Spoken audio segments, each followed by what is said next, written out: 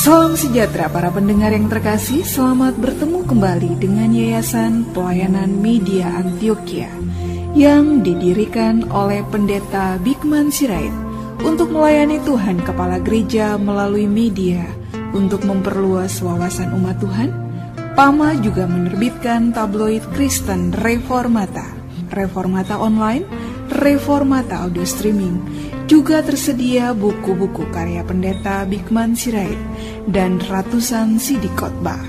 Doakan dan ikutilah pelayanan PAMA di 33 radio lainnya di berbagai kota dan pelayanan televisi di Indovision Live Channel 70 setiap Rabu pukul 11 dan 23 waktu Indonesia Barat, Minggu pukul 17.30 waktu Indonesia Barat, dan Senin pukul 00.30 waktu Indonesia Barat.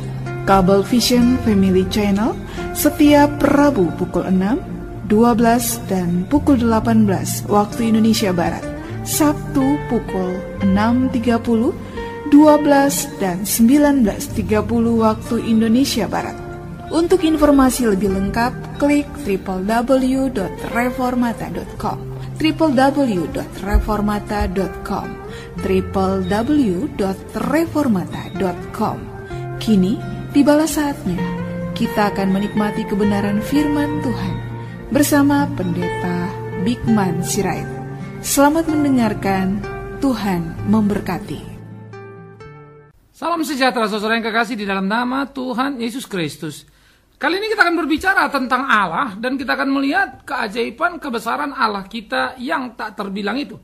Menarik saudara kalau kita melihat berbagai peristiwa di dalam Alkitab. Kita akan mulai dulu Kisah Rasul pasal yang kedua. Kisah Rasul pasal yang kedua ayat 1 sampai ayat 13. Kisah pasal 2 1 sampai 13 dikatakan begini.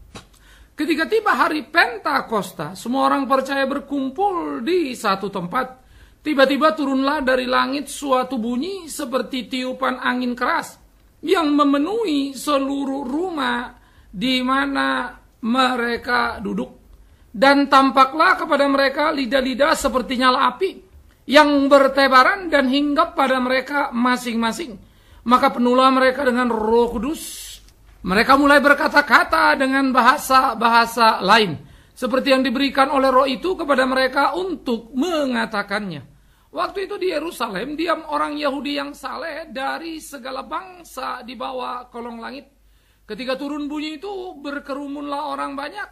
Mereka bingung karena mereka masing-masing mendengar Rasul itu berkata dalam bahasa mereka sendiri. Mereka semua tercengang-cengang dan heran lalu berkata, bukankah mereka semua yang berkata-kata itu orang Galilea? Bagaimana mungkin kita mendengar, bagaimana kita masing-masing mendengar mereka berkata-kata dalam bahasa kita sendiri, yaitu bahasa yang kita pakai di negeri asal kita. Kita orang Partia, Media, Elam, penduduk Mesopotamia, Judea, Kapadokia, Pontus dan Asia, Frigia dan Pamfilia, Mesir dan daerah-daerah Libya yang berdekatan dengan Kirene. Pendatang-pendatang dari Roma, baik orang Yahudi maupun penganut agama Yahudi, orang Kreta dan orang Arab. Kita mendengar mereka berkata-kata dalam bahasa kita sendiri tentang perbuatan-perbuatan besar yang dilakukan Allah. Mereka semuanya tercengang-cengang dan sangat termangu-mangu sambil berkata seorang kepada yang lain, apakah artinya ini? Tetapi orang lain menyindir mereka sedang mabuk oleh anggur manis. Saudara, saya tidak sedang mau berbicara hari Pentakosta, tapi saya mau berbicara apa yang patut untuk kita pikirkan.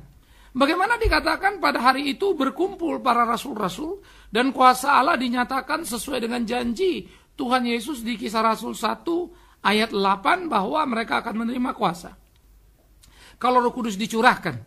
Sehingga hari Pentakosta menjadi karya yang khusus, menjadi semacam inaugurasi bagi gereja Tuhan, sebuah permulaan pergerakan yang luar biasa.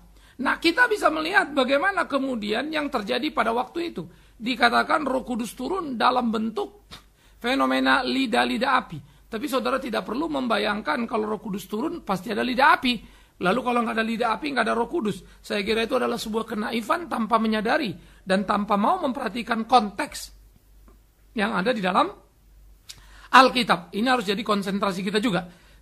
Kemudian kita kembali saudara memikirkan, di dalam bagian yang kita lihat, di dalam bagian yang kita baca ini, bagaimana kemudian segala sesuatu itu bergerak secara dinamis dan mengagumkan. Bagaimana kemudian digambarkan, Roh Kudus itu memberikan pencerahan kemampuan supranatural kepada semua para rasul. Apa yang terjadi? Pertama, mereka adalah berkata-kata tentang perbuatan-perbuatan besar Allah. Mereka siapa? Para rasul. Mereka siapa? Orang Galilea. Mereka siapa? Yang berbahasa Galilea. Artinya, mereka adalah mereka yang tidak berkemampuan dan bukan pergi ke luar negeri lalu mengucapkan berbagai bahasa. Bukan. Tetapi mereka adalah orang yang tidak tahu bahasa asing tetapi mengucapkan dalam bahasa asing. Ini menarik. Nah, inilah dikatakan kuasa Roh Kudus mengucapkan kata-kata yang bisa dimengerti oleh orang lain. Namanya seknolalia. Ya, bahasa yang bisa dipahami orang lain itu seknolalia. Kalau yang tidak bisa dimengerti orang lain itu namanya glosolalia. Seknolalia lebih tinggi dari glosolalia. Seknolalia itu yang disebut bernubuat. Ya. Itu dikatakan di dalam 1 Korintus 12. Kalau glosolalia itu berbahasa roh. Ya, saudara bisa membaca itu dalam 1 Korintus 12, 13 dan 1 Korintus 14. 3 pasal harus dibaca untuk mengerti dan tidak boleh comot sana sini. Kita kembali dulu. Pada waktu dikatakan mereka mengucapkan kata-kata yang dipahami, maka berbahasalah mereka dalam berbagai bahasa. Ada belasan bahasa di situ, salah satunya kemudian dikatakan mereka juga berbahasa dalam bahasa Arab. Saudaraku yang kekasih, pada waktu orang-orang datang, mereka belum mengenal siapa Yesus. Pada waktu orang-orang itu datang, mereka sebetulnya orang-orang yang ada di perantauan, yang berbahasa dengan mereka. Ada 2 kemungkinan. Pertama, mereka orang Yahudi di perantauan. Lalu pada waktu hari Pentakosta, mereka datang ke Yerusalem. Kedua, mereka adalah proselit, orang-orang yang di perantauan, percaya kepada agama Yahudi, dan menjadi pengikut agama Yahudi. Itu ada juga. Ya. Nah, kemudian mereka menjadi pengikut agama Yahudi, padahal mereka sendiri bukan bangsa Yahudi. Ya. Nah, ini yang perlu untuk kita mengerti. Yang jelas, pada hari raya besar itu, hari raya Pentakosta, mereka mendengar bahasa itu. Sama seperti orang di rantau. Kadang-kadang kagok dengan bahasa Indonesia karena pulang lama tinggal di luar negeri misalnya ya.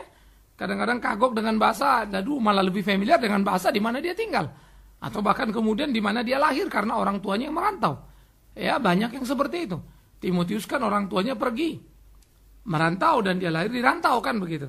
Ya, jadi anak-anak di rantau itu tentu ketika datang mendengar itu bingung. Apa ini? Ya. Nah, oleh karena itu mereka berbahasa bahasa yang di mana mereka tinggal. Nah, jadi yang membuat mereka terkejut saudara-saudara, pada waktu mereka datang di hari Pentakosta itu, terjadilah kuasa Roh Kudus dinyatakan kepada para rasul, dan para rasul itu berbicara oleh kuasa Roh Kudus. Ini yang disebut bernubuat. Ya, makanya nubuat semua harus diuji oleh firman Tuhan. Nah, sekarang firman Tuhan itu sudah lengkap. Sudah sempurna, jangan ditambah, jangan dikurangi. Maka perkatakanlah apa yang dikatakan Alkitab, itulah namanya bernubuat sekarang. Kalau dulu Alkitabnya belum lengkap, maka Rasul berbicara. Membuat itu menjadi lengkap, ya sudah, jangan tambah, jangan kurangi. Karena kita tidak selevel dan tidak ada hak untuk itu. Ya, itu adalah Rasul yang diberi wewenang oleh Allah sendiri, Tuhan sendiri. Nah, jadi kita mesti jelas-jelas dulu untuk menempatkan diri dengan tepat. Kecuali kita memang sangat sombong untuk mengangkat diri kita selevel dengan mereka. Ya, karena ada orang sangat bernafsu dengan seluruh kedudukan-kedudukan rohani. Sehingga yang tidak jadi haknya pun diambilnya kan begitu. Nah, kita kembali kepada bagian ini. Maka jabatan kerasulan yang ada pada rasul itu, ya, tidak ada lagi di kekinian. Tetapi fungsi kerasulan itu ada sampai sekarang dan selama-lamanya. Fungsi di mana kita menyuarakan suara kebenaran, fungsi di mana kita menyuarakan suara Tuhan, fungsinya. Jabatannya sudah selesai pada para rasul. Itu sebab rasul 12 bukan 15, bukan 20, bukan 30 begitu ya. Timotius murid Paulus tidak disebut rasul, Titus tidak disebut rasul dan lain-lain. Padahal mereka muridnya rasul langsung. Ya, karena jabatan itu tidak ada pada mereka. Dan bagian banyak nama-nama lain. Priscilla, Aquila, Apolos bahkan. Yang berkhotbah di era zaman Rasul. Juga bukan Rasul. Karena memang bukan jabatan itu ada pada dia. Ya, ada orang saleh yang diangkat untuk membantu pekerjaan para Rasul. Mereka juga orang luar biasa. Dan mereka juga tidak pakai jabatan rasul itu. Karena mereka cukup rendah hati dan tahu diri. Saudara-saudara, sekarang kita melihat dulu kepada aspek berikutnya. Apa yang terjadi pada para rasul itu, mereka berbicara yang bukan bahasa mereka, tetapi bahasa pendatang yang datang pada waktu itu untuk hari raya Pentakosta. Apa yang didengar oleh orang-orang itu adalah rasul-rasul berbicara dalam bahasa mereka. Berbicara tentang perbuatan-perbuatan besar yang dilakukan Allah. Maka mereka mengerti dalam bahasa mereka. Apa yang Allah lakukan, apa yang Allah kerjakan. Ya, sejak zaman dulu kala, di mana bangsa itu ada, seluruh bahasa adalah milik Allah, bukan milik sebuah bangsa. Kalau kita mengatakan sebuah bahasa itu milik sebuah bangsa, sama saja kita menghina dan merendahkan Tuhan, Sang Pencipta, pemilik segala bahasa. Nggak ada satu bangsa berhak atas sebuah bahasa. Bahasa adalah milik Allah. Tapi dalam konteks sosiologi, dalam konteks kebangsaan, ya, kewarganegaraan, ketatanegaraan, ya memang betul itu bahasa Indonesia, bangsa Indonesia. Bukan bahasanya orang Inggris kan gitu. Tapi bahasa Inggris, bahasa Indonesia, bahasa Chinese, bahasa Arab, seluruh bahasa milik Allah yang satu. Dan Allah nggak ada dua. Ya, jadi pertama, seluruh bahasa harus kita pahami milik Allah. Dan Allah memberi keunikan dalam hidup manusia, mempunyai berbagai bahasa yang berbeda-beda. Sejak kapan itu? Sejak Babel. Nah nanti ini kita akan diskusi lagi. Sejak kapan manusia itu terpecah dan siapa yang membuat terpecah apa dan seterusnya. Tetapi kita kembali dulu kepada satu tadi. Bahwa seluruh bahasa milik Allah, Allah berikan kepada seluruh bangsa. Nah hari ini, kemudian Tuhan memakai bahasa yang miliknya itu, ditaruhnya pada mulut para rasul, dan para rasul itu berbicara masing-masing sesuai dengan bahasa yang mereka pahami. Ya, hampir sama dengan jumlah para rasulnya. Rupanya masing-masing rasul itu satu orang, satu bahasa sudah. Nah pada waktu mereka berbicara, saudara-saudara yang kekasih, orang-orang mendengar dalam bahasa mereka. Allah disebut dalam bahasa mereka. Termasuk pada waktu itu salah satunya dalam bahasa Arab, dalam bahasa orang-orang di Kreta atau dekat Yunani sana. Ya, maka kita bisa melihat bagaimana kemudian sesuatu ketercengangan terjadi pada sang pendengar. Mereka bicara dalam bahasa kita. Mereka menyebut Allah dalam bahasa kita. Apa yang dilakukan Allah? Nah, oleh karena itu, saya rasa menjadi agak sedikit janggal ketika ada orang berpikir dan coba mulai membatasi ya penyebutan nama Allah tidak boleh dalam berbagai bahasa. Ini kan menjadi sesuatu hal yang unik juga begitu ya. Nah, oleh karena itu, nama diri Allah yang disebut di dalam perjanjian lama Yahweh, Elohim, Adonai, itu berganti-gantian dipakai. Nama panggil Allah, nama diri Allah, hakikat Allah, Allah itu. Ya, nama Allah tidak sama dengan Bigman Sirait. Karena Bigman Sirait hakikatnya manusia. Namanya bukan si manusia, tapi Bigman. Itu beda. Karena Bigman bukan Allah. Dan Bigman sudah jatuh ke dalam dosa. Jadi saya pikir ada hal-hal yang mesti kita kudu hati-hati untuk memahami. Allah tidak terpisah pada dirinya. Allah itu maha sempurna. Ya, kehakikatan dirinya, keluar biasaan dirinya. Jadi Allah jangan dijengkal, dimasukkan dalam kurung dan matematis manusia. Itu bisa gawat rawan. Kita kembali saudara yang kekasih. Maka apa yang terjadi itu sangat mencengangkan dan sangat luar biasa. Maka bangsa orang-orang yang datang pada waktu itu di hari Pentakosta terkagum-kagum dengan apa yang terjadi. Kok bisa ya? Mereka berbahasa-bahasa kita, padahal itu bukan bahasa mereka. Kok bisa ya? Saya kira kekaguman ini menjadi satu kekaguman yang sangat wajar. Kalau mengingat peristiwa itu menjadi satu peristiwa ya, yang memang sangat spektakuler. Oleh karena itu, di dalam pergumulan kehidupan kita sebagai orang percaya kita melihat bahasa yang milik Allah, Allah bisa nyatakan kepada tiap orang bisa menyatakan Allah dalam bahasa mereka masing-masing. Itu anugerah Allah buat kita. Nah karena itu Allah disapa dalam bahasa tiap orang. Ya, itu menjadi keunggulan. Itu menjadi sesuatu yang perlu dalam keseharian kehidupan. Nah inilah yang harusnya kita pahami saudaraku yang kekasih. Inilah yang harusnya kita mengerti. Bagaimana semua itu bergerak dan terjadi. Nah ini menjadi penting dalam kehidupan pergumulan keimanan kita. Untuk mengerti apa yang menjadi kehendak Tuhan dalam hidup kita. Nah oleh karena itu, ketika itu disampaikan, ketika itu dikatakan, ketika itu diucapkan. Maka ini menjadi sesuatu penting dalam hidup kita. Marilah kita berjalan dalam keseharian kita, memahami apa yang menjadi kehendak Tuhan kita. Jadi, semua bahasa milik Tuhan, yes. Semua bangsa berhak menyapa Tuhan dalam bahasa mereka, yes. Apakah Tuhan ngerti? Yang nggak ngerti itu manusia, iya. Kalau Allah nggak ngerti, kan aneh sekali.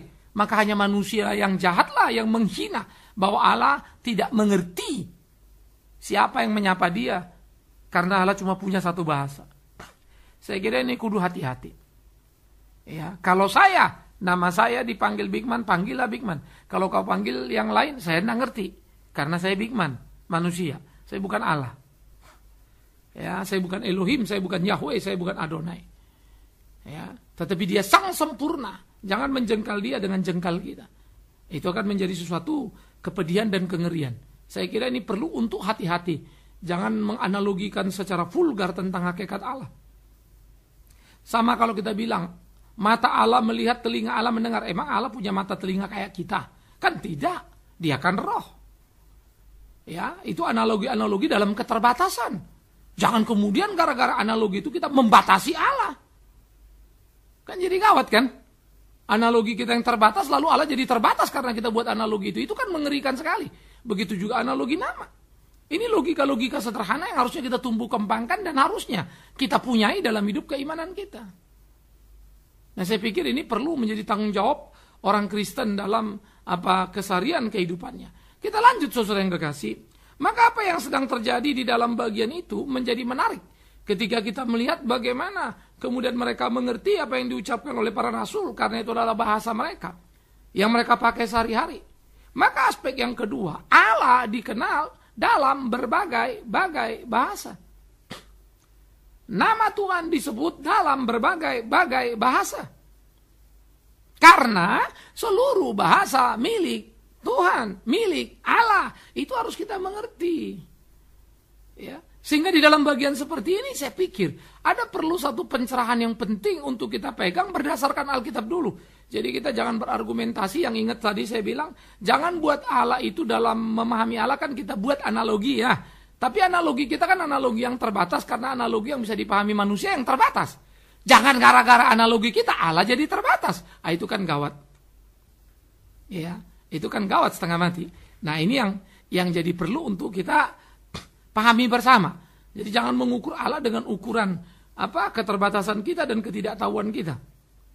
Nah, oleh karena itu Allah disapa dan disebut dalam segala bahasa. Segala bahasa milik Allah, itu aspek pertama. Allah disapa dalam segala bahasa, itu aspek kedua. Maka segala bahasa yang adalah milik Allah, legal ketika menyebut Allah dalam bahasanya. Dengan demikianlah kita justru melihat keajaiban, kekuasaan, kedaulatan Allah atas seluruh bangsa. Dan Alkitab memang dia Allah atas bangsa-bangsa, termasuk bahasa-bahasa. Iya kan? Jangan dong kita bilang dia Allah atas bangsa-bangsa tapi tidak bahasa-bahasa. Kan jadi gawat kita ini. Jangan kita bilang bahasa itu milik kelompok A, kelompok B. Tapi selalu kita bilang Allah berdaulat atas dunia ini. Kan lucu sekali. Dunia punya dia tapi bahasa tidak dalam kendali dia. Mau kemana kita ini pergi kalau begini beralah kan? Nah karena itu marilah kita orang Kristen belajar. Jangan kemudian kita meributkan hal-hal yang tidak penting. Tapi kemudian mendiskusikan mengabaikan diskusi hal-hal penting tentang Allah itu sendiri, tentang keajaiban kebesarannya. Jangan kemudian kita mendowngrade, membatasi ya kebesaran Allah yang tak terbilang itu.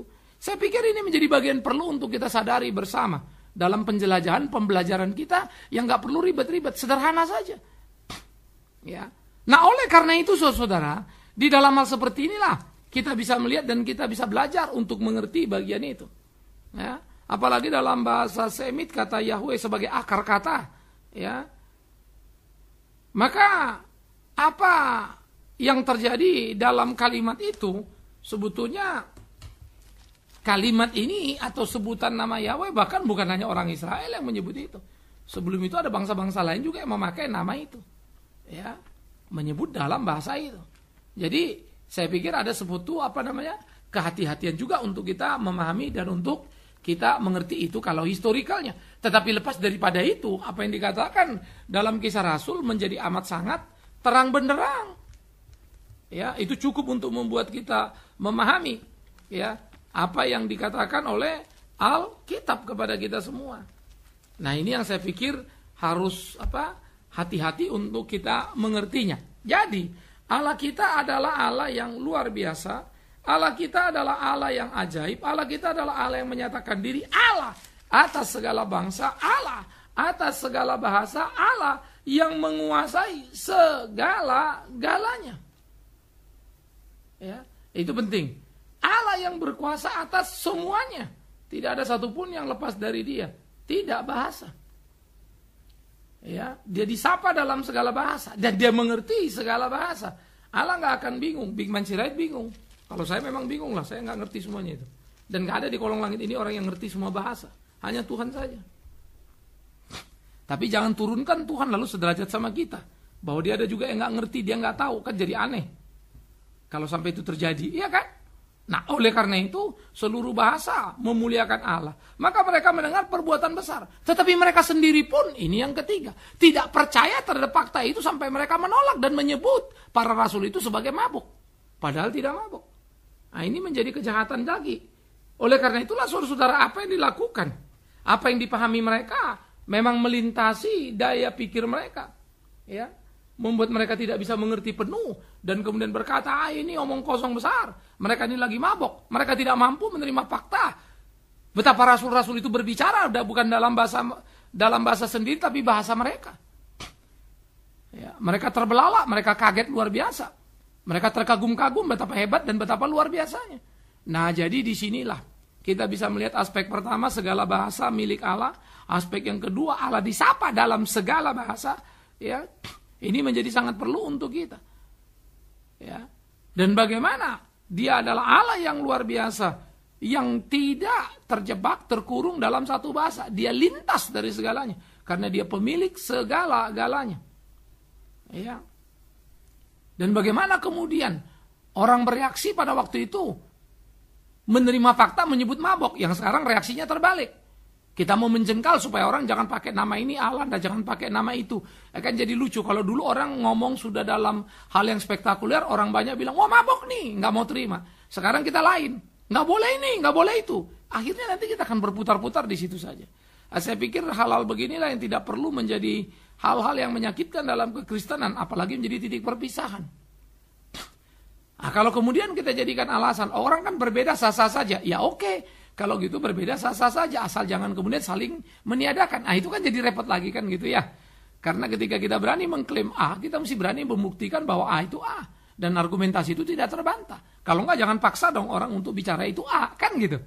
Nah, inilah elegansi kekristenan. Karena itu saudara-saudara, jangan sampai suami istri, orang tua, anak ribut untuk hal yang tidak terlalu prinsip. Karena itu akan menjadi ironi luar biasa. Karena ribut itu sendiri sudah menunjukkan ketidakkristenan kita dan kesungguhan kita. Jadi saya pikir supaya jangan lucu ya, kita ngotot ribut sampai kemudian kelahi karena urusan kita bilang kebenaran, tapi sudah dengan cara nggak benar. Saya pikir ini logika sederhana lah untuk dipahami, supaya tiap generasi bisa belajar dan semua kita bisa bertumbuh dalam melakukan kebenaran itu supaya jadi utuh. Oleh karena itu, tiap kita bersyukur kepada Allah yang hidup, yang pemilik bahasa, disapa dalam segala bahasa dan berkuasa atas bahasa-bahasa. Allah dikenal dalam berbagai bahasa. Puji Tuhan. Biarlah Tuhan menolong kita mengerti itu, memahami itu. Dan jangan mengurung Allah kita hanya dalam satu bahasa yang menurut kita. Karena kita juga terkurung di sana. Hati-hati. Tuhan menolong kita dalam bertumbuh, kritis, teliti. Selamat untuk mencermati. Amin. Mari kita berdoa. Kami bersyukur, kami berterima kasih ya Tuhan untuk waktu yang Tuhan berikan. Berkati sertai kami dalam perenungan, pemikiran akan keimanan supaya kami kuat dan bertumbuh dalam kebenaran. Kami serahkan hidup kami ke dalam tangan-Mu, tuntun pimpin dalam cinta kasih-Mu, supaya kami teliti dan rendah hati dalam hidup beriman sungguh.